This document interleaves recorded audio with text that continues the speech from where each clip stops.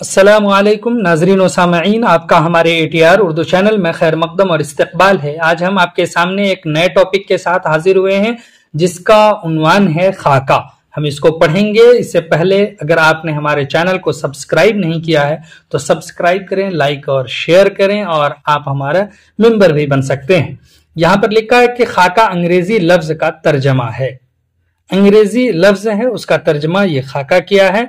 और वो अंग्रेजी लफ्ज क्या है तो बता रहे हैं, शख्सी खाके के लिए अंग्रेजी में पर्सनल स्केच की इस्तिलाह राइज है। शख्सी खाके के लिए अंग्रेजी में क्या है? Personal sketch. इसके ये टर्म राइज है, इसका रवाज है। उर्दू में खाके के लिए जो इस्तिलाहें राइज हैं वो मुरक्का और कलमी तस्वीरें हैं। ये आज तक खाका में राइज है। खाका ऐसी नसरी तहरीर को कहते हैं जिसमें किसी शख्सियत की मुनफरिद और नुमाया खुसूसियात को इस अंदाज से बयान किया जाता है कि मुतज़क्किरा शख्सियत की मुकम्मल तस्वीर आंखों के सामने आ जाती है।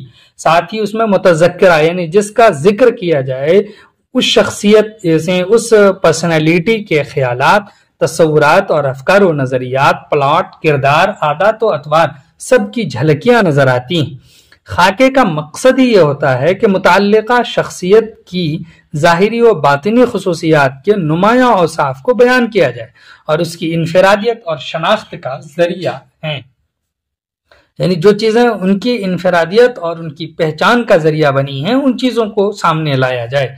खाका निगार को गैर जानिबदार होना चाहिए, उसको किसी की तरफदारी नहीं करनी चाहिए बल्कि गैर जानिबदार होना चाहिए।